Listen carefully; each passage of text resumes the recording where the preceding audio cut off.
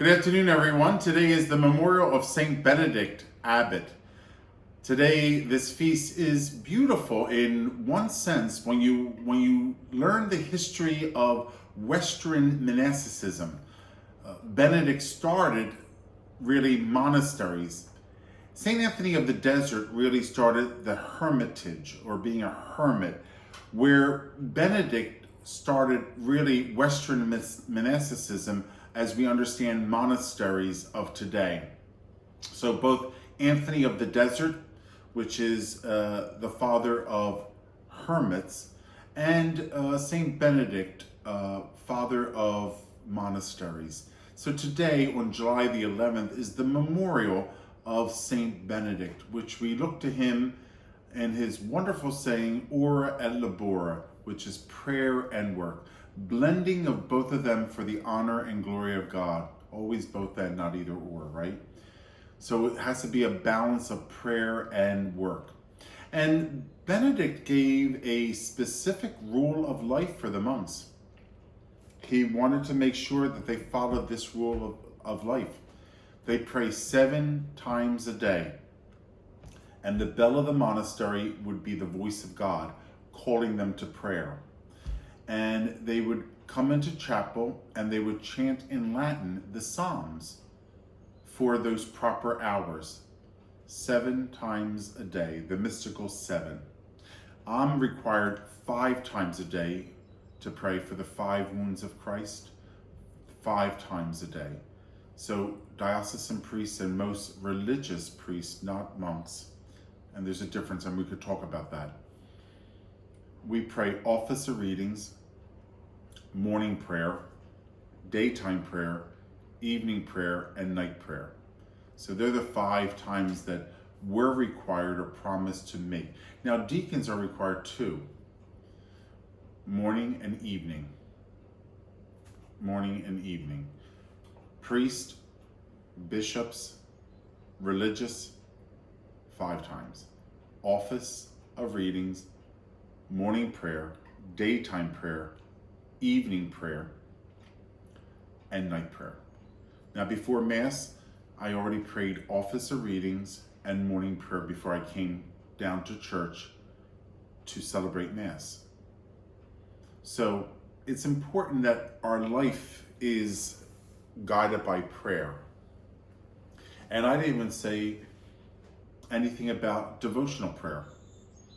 Now, I probably will pray a rosary today in between the 5 times and the Mass.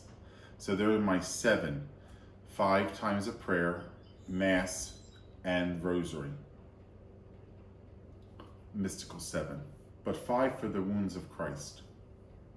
Deacons are required 2, morning and evening prayer. Now, monks are different, and they usually do 7 times a day of prayer. And their whole day is guided by the rhythm of prayer. And in between that would be work. Whatever they're doing, whatever monk's job is. Like some take care of the lawn, some till the soil, some work on the farm, some have a bookstore. Did you ever go to a monastery with a bookstore? Some make vestments, priestly vestments, because they have to figure out a way to maintain their monastery. What do we do? They have to get together and say, what are we going to do to bring income in? Because if you have 30 monks at a monastery, do you know how much food that is? Do you know how much electricity and heat? And then if they get visitors, people who want to come on retreat, all that kind of stuff. See, it's a pastor talking to you. It just takes a lot. It takes a lot to run this parish, right? $2.4 million a year to run St. Mary's. Who would ever think? Because we have a school. And we're blessed with a school. $2.4 million a year. Well, that has to come somewhere. Tuition, subsidies, fundraising, And then, of course, the collection. But it doesn't go in one pot. You know what I mean? Just like the monastery. All this is divided into certain accounts. It just doesn't go into one pot. Like here at the parish, there's 30 of these. And it depends on what this dollar goes to. That it feeds that fund. But I'm not here to talk to you about all that. I'm here to talk to you about like Saint Benedict and the monastery. And I mention this because, you know, they need money to sustain themselves. So they figure out, like, they own a bookstore and they make jams, or they make vestments, or they make altar bread. And they sell it to parishes. They have to sustain themselves. Who's going to pay for all that? So they figured all that out. Some of them even like work on a farm, and who sells milk or eggs or things like that. So it depends on the community, whether it's the Benedictines or another monastic community, that they do that for themselves. That's both nuns and priests. And sometimes the monks have brothers and priests in the same monastery. Okay? But today, Saint Benedict, the father of Western Monasticism. Beautiful, beautiful history. Please Google. Bishop Robert Barron had a nice thing on his pivotal saints. You should see that about Saint Benedict. Follow Bishop Barron's podcast. You'll be happy you did. He's a wonderful evangelist, a wonderful bishop, and a learned theologian. He gets an A+ in my book. And he's a nice man. He's a very nice man. We have him in the Archdiocese when we have our continuing education for priests. We had invited him to give our priests their workshop. So he did a great job. It's always hard because, you know, we try to get speakers all across the nation and maybe the world to come in to talk to our priests. And that's a tough group to sell to because priests already are educated. It's like going to a group of doctors. You know, you always have to like, okay, what am I going to say to these doctors? What am I going to say to these priests that they haven't heard already? So, but there's always something. And it's always good for us to be together as a presbyterate or a group of priests and go to these workshops for continuing education. Okay? So, ora et labora, prayer and work, was the motto of Saint Benedict and the rule of life. I told you they pray 7 times a day. Well, the whole rhythm of like, when I think the first hour is like 4 a.m. and then the next one is at 5, and I think they have Mass at 6.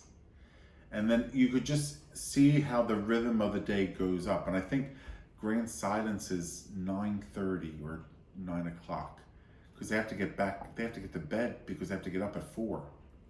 So they have a whole rhythm of their life and their prayer. Beautiful, absolutely beautiful. If you're called to the monastic life, like I said to people at Mass today, God calls us to different ways of life to give him glory and to sanctify us, right? It all leads to him. I was telling them at Mass, like, this road is for the single people. This road is for the married people. This road is for the ordained. This road is for the religious. This road is for the monks and the nuns. And here's Christ. So it all leads right to there. But God has specified a certain way of life for you to give him glory and to make you holy. If you're not called to the priest, please don't go to the seminary. Because we'll probably tell you to leave anyway, in charity. If you're called to the married life, then you be married. You don't belong with us. You know, diocesan priests, that's what I am, right? Well, some of us have wanted to switch over to be monks. And while we're there for about 3 months, they say to us, you don't belong here. Go back to your diocese. This is a certain way of life that you have to be called to. But it was good that people see if they are. Remember when I gave a whole talk about seminary? You have to see, come and see if this is what God is calling you to. Because once it is your niche in life, you're so happy. You're so happy. I'm not saying that we don't have daily problems like everybody else. I do, you do. But I'm going to tell you, I'm so happy. I love being a priest. I can't imagine myself any other vocation. Because I know that this is what God wants me to do. He wanted me to go down this road. He didn't call me to be a Benedictine. He didn't call me to be a Franciscan. He didn't call me to the married life, God knows. He didn't call me to, she would be like, he didn't call me to be the single life. He called me to be a priest. And that's what I answered to. A diocesan priest. Now, did I think of Franciscans and Norbertines? Absolutely. I was discerning. I had to figure out what God was calling me to. Like, we have 2 parishioners here in formation. One is studying to be a diocesan priest and one is studying to be a Franciscan Capuchin. So they both want to be priests, but one wants to be a religious and one wants to be a diocesan, because that's what they feel God is calling them to. Today I also bless the Saint Benedict Medals. Powerful medal. Has a special blessing for it. It's not just an ordinary blessing. Not that there's anything wrong with ordinary blessings, but it has a special blessing of exorcism. We can't fool around with that. We have to be very serious of what we're doing. And I blessed it. And the holy water had blessed salt in it, just so that you know. And I'm serious about all that. I'm serious about Saint Benedict medals, and I'm serious about having holy water and blessed salt in your house. I'm serious. I'm not just saying it's a nice thing to do. You should do it. There's too many attacks of the enemy around us, and you have to make sure that you're protected by God's grace. Okay? So Saint Benedict is the memorial that we celebrate today. The Mass offered for him through his intercession, and the people had their medals blessed today. We had some medals available in our ERC room. It used to be called the Parish Library, remember? ERC is Evangelization Resource Center, ERC. Well, anyway, we had some medals of Saint Benedict available, and Suzette Moyer, God love her, she's a dynamo, isn't she? She was making them available for people if they wanted them. I think the donation was $1 or something. So anyway, she was making it available. And then Peggy, God bless her, I think she had 7 Benedict candles left. Saint Benedict, they went after Mass. So we're wiped out. So today was a beautiful day. Today is a beautiful day. Today's the memorial of Saint Benedict. Powerful man, powerful rule of life that he had for the monks. What he wanted those monks to do every single day in order for them to attain holiness and their way of giving glory to God and sanctifying themselves through the day, through prayer and work. Oh, you know what they were other noted for besides ora et labora, prayer and work? Visitors to the monastery. You know what Benedict said to the monks? Once someone knocks on the door of the monastery and wants to make a visit or a retreat, you know, sometimes they come for the weekend and they have a guest house, right? Because you can't live in the cloister with the monks. That's their way of life. It's like, it's not conducive for that. Well, they said when someone comes in to our monastery and they want to visit us for like a weekend for a retreat or whatever, you are to treat them as if you were to treat Christ. It's like, wow. And he means it. It's just not a nice Hallmark card. Treat them as you would treat Christ. I think, as if I'm correct, they would like shake the hands of a person and like bow. Like just out of respect. Almost like an Asian kind of like greeting. So there you have the monks, as the person came to the monastery, they would venerate them. Beautiful. That's another custom of the Benedictines. They're very hospitable people. And I know that because I stayed at a Benedictine house. Very nice. Very simple, but I stayed at a Benedictine house. And they had one in Virginia Beach, St. Gregory the Great. So it was very nice.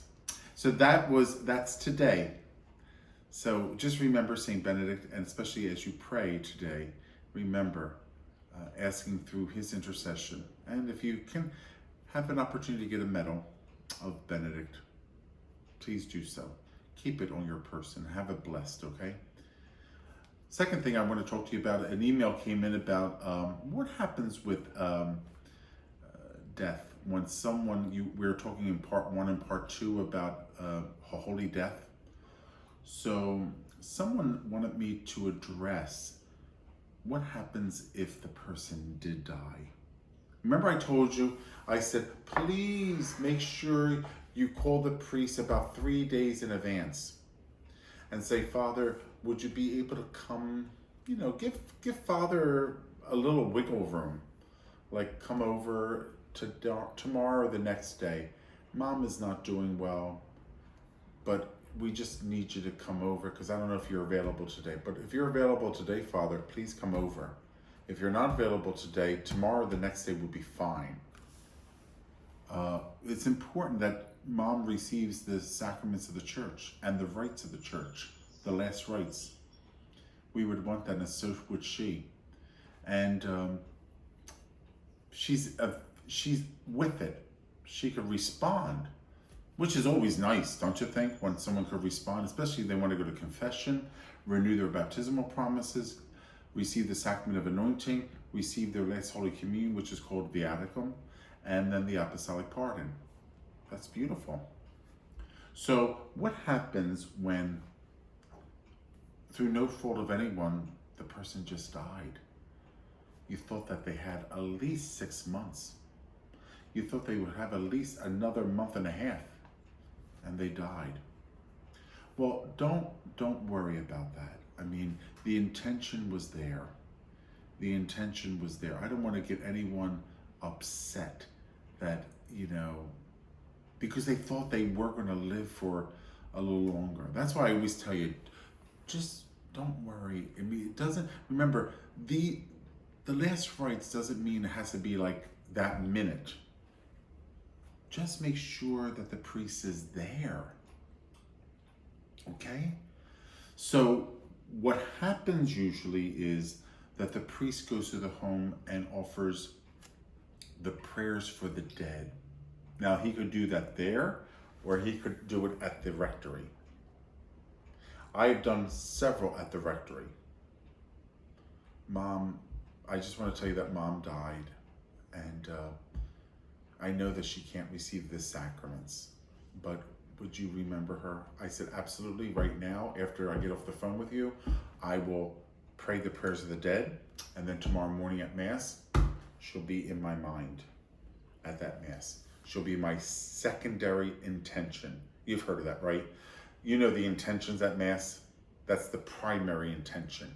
Then the priest also can add a secondary intention for things that just pop up. So this Mass is being offered for John Smith at the request of his wife, Mary. Okay, fine. And then Father has, my secondary intention is going to be for this person. So the prayers for the dead, because we cannot administer the sacraments to a deceased person, right? We cannot give them Holy Communion, and we cannot anoint them. We can only give the sacraments are for people who are alive. That makes sense, right? Alive. But people who have died quickly, or who have died and they notify the priest, absolutely prayers for the dead. Now there's something called I don't know if you've heard of this, Gregorian Masses. They're a collection of 30 masses that are offered for the soul of the individual. Some monasteries and seminaries offer that. Usually parishes do not. Because you know why? Our Mass book fills so quickly.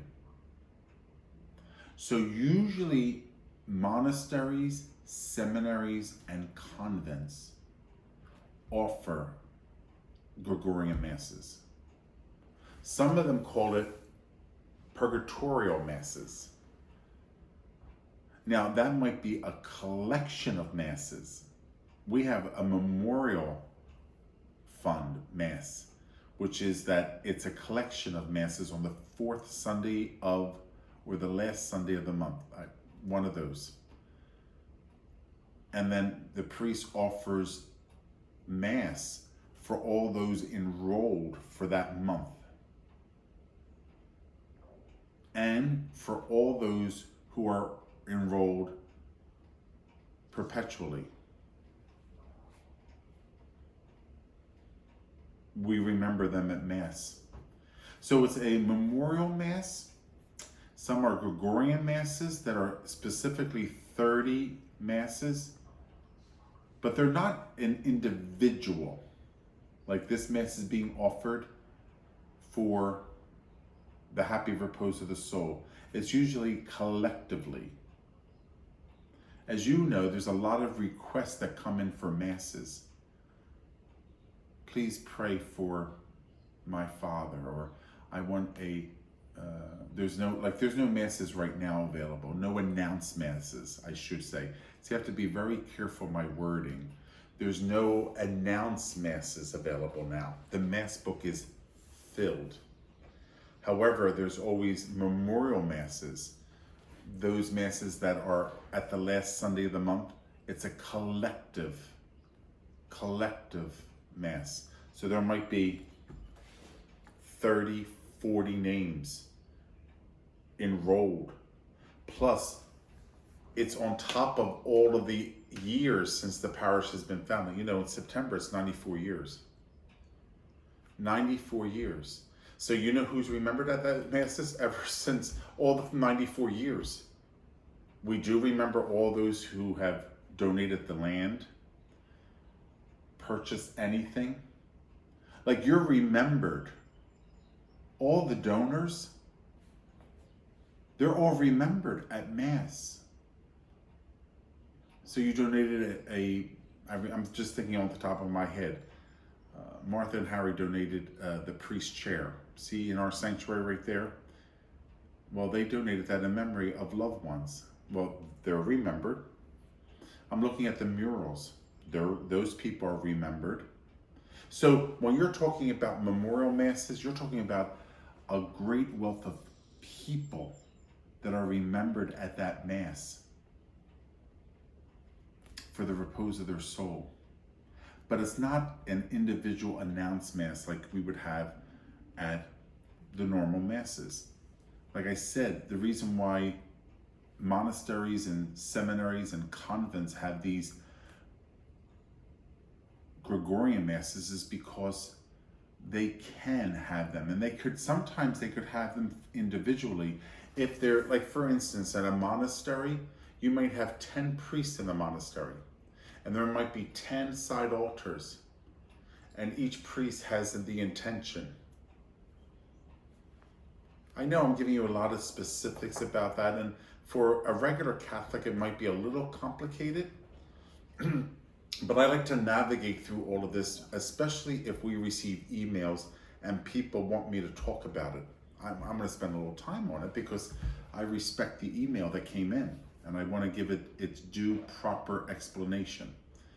So those Gregorian Masses were put in place by the Church for souls in purgatory. Remember, they did not receive the apostolic pardon. They didn't receive their last sacraments or rites of the church. The church put that 30 masses in for the good of the soul, so they would not experience the separation that happens in purgatory. Okay? So what happens when it's in immediate, and this was the question, there's a death, and unexpected death. We did not call the parish.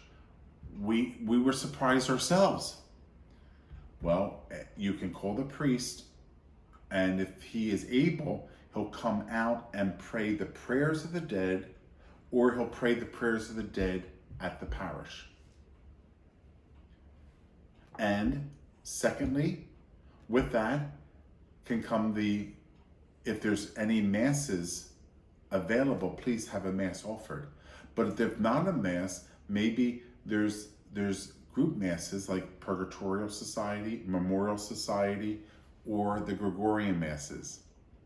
They're basically sort of the same, and Gregorian Masses are set aside in specific areas where it will be individualized, the names, because there's many priests there. And many priests, if they have the Gregorian Masses, they're saying those masses at side altars. Remember when we used to have side altars? Because before Vatican II, there was not allowed concelebration. One altar, one priest was the rule. One altar, one priest. Bingo, that's it. Where now, one altar, many priests. So you'll see at Mass, maybe there would be 5 priests celebrating Mass at one altar. Back in the day, there were side altars. No, you go there, you go there. Remember the St. Joseph altar, the Blessed Mother altar, the Sacred Heart altar. And see, in monasteries and convents, they might have priests assigned there, and they would take care of those masses individually, not as a group of people. Okay? I hope that answers your question.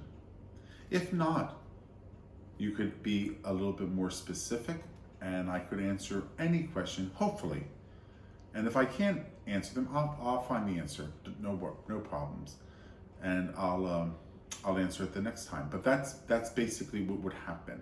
Now, on a regular basis here, I would encourage you. I know the Mass Book is filled, and the Mass Book doesn't open in our parish until the 2nd Saturday of September. I guess most of you guys know that, right? The Mass Book opens the 2nd Saturday in September at Hedge Hall. Now, whether we're going to do that this year is another question. I already had a meeting with Sandy to discuss this. So everything is fluid. We have no idea.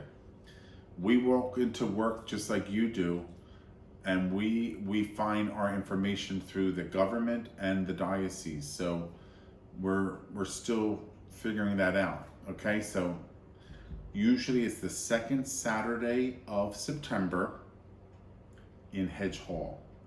And Sandy has it all organized. She's amazing. Everyone on staff is with her. There's a seating section. There's coffee and donuts and tea.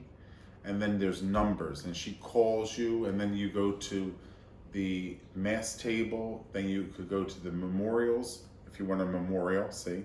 Or if you want a memorial for, not Mass memorial. This is a memorial for candles. This is a memorial for bread and wine. This is a memorial for sanctuary lamps. That's those memorials. The Mass memorial goes with the Mass. And then, of course, there's a cashier to pay out when you're finished all the tables. It works very nicely. She really has it. It works like clockwork. So, and she opens up after the 9 o'clock Mass, and she's done by, it's 9:30 to 11:30. It's really 2 hours, that's it. And then that Monday, it's open for anyone, unlimited.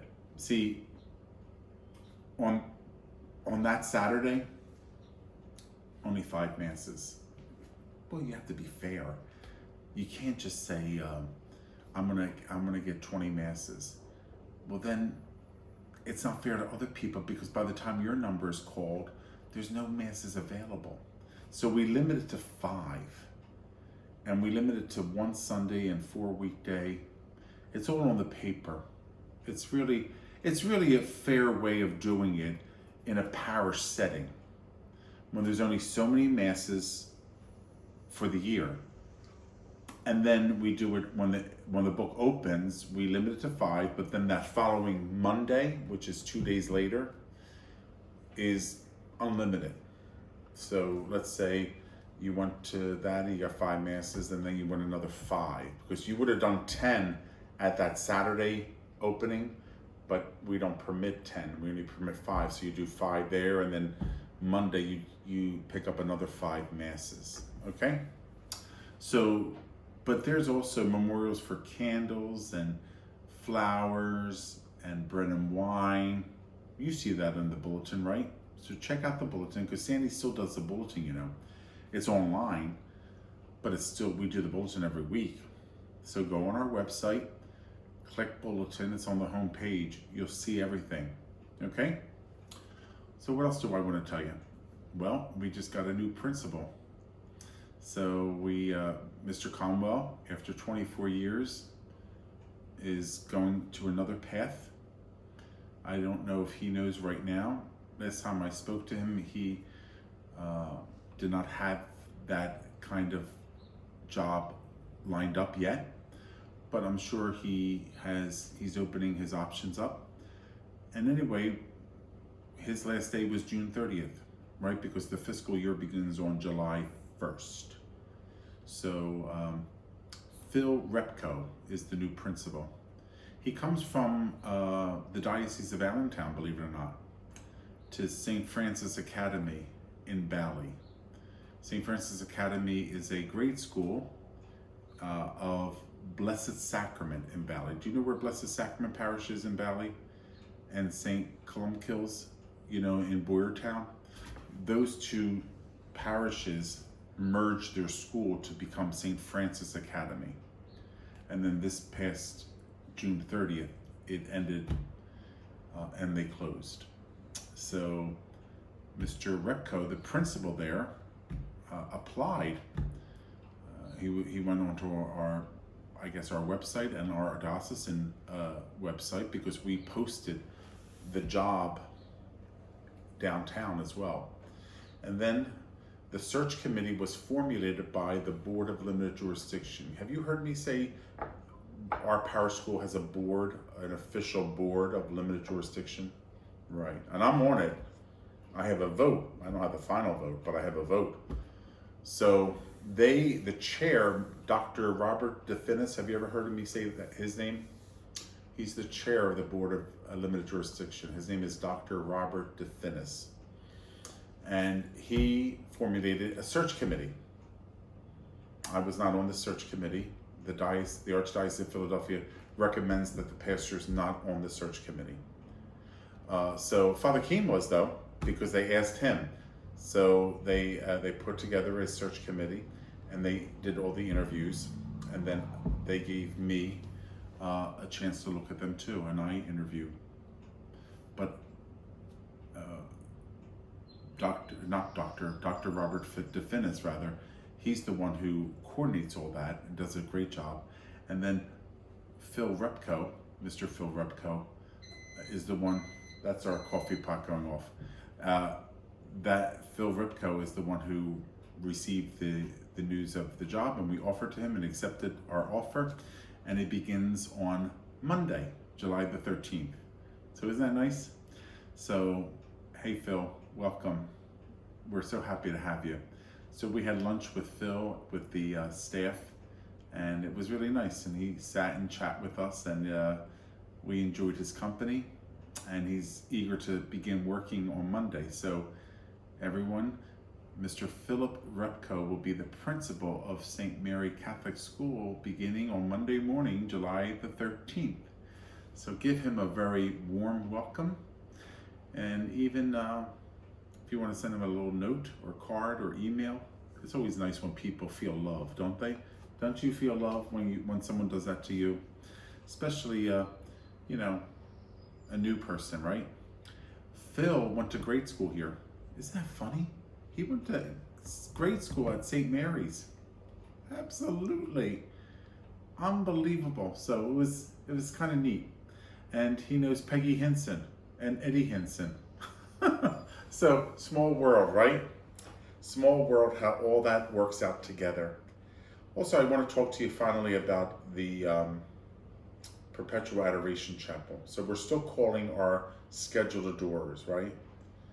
And I'm glad they're calling the scheduled adorers, because we need to do that. We need to call these adorers that are scheduled and to say, hey, listen, would you come back and take your hour? Because we've cleaned the chapel and we want to get back into the chapel, and it'll be just you and Jesus. And we'll lock the door behind you. Only those who know the code would be able to get in. So regular parishioners and visitors will use the church for a visit, but scheduled adorers will use the chapel privately. Your own little cloister. You're like Saint Benedict. So you have so did you call Mary Catherine yet? Did you tell her yes? I hope you did, because we're meeting with her next Saturday to see how many slots still need to be taken, or everything is taken, which is good, which is a good sign. But I really want you to really make sure that you sign up for adoration. There's nothing to worry about. Just come into the chapel. It's all clean. Close the door behind you. It will lock automatically. And that'll be your hour. Bring a little hand sanitizer with you. I say you can bring a mask with you if you want to, because if someone comes in who is another adorer, that's the only way that they would come in, because they know the code. They'll come in because they want to just make a visit. You can, if you want to, wear a face mask if you want to, and they'll sit in a chair designated for someone other than the scheduled person, and then they'll go. But I think it's a good way to start back up again and get back into the flow of things, because we need to do that. So please call Mary Catherine Boucher and sign up for the hour, or if you want to be a substitute, sign up for that, because we need to know by next Saturday. I'm going to have a meeting with her, and I would love to open the chapel for adoration. Get this back moving again, because nobody wants us not to use that chapel. We all want it to be used, and I need people to sign up for that. And again, it's just the adorers right now. You could sign up to be a substitute or a new adorer. Do you want to be a new adorer? Like you've never been an adorer before, but you want to be an adorer? Call her. Go on our website and go. Is her number, Susan, on the website? Good. Okay, so Susan said her number's on the website. So, and if not, call Sandy and she'll tell you if you can't navigate through that. All right? So guys, that's what I wanted to talk to you about, all those things today. I gave you an earful, right? Well, I just wanted to give you and to make sure you're aware of these things that are happening so that you're informed. And when you're informed as a Catholic, it's a better world. All right? Happy St. Benedict Day.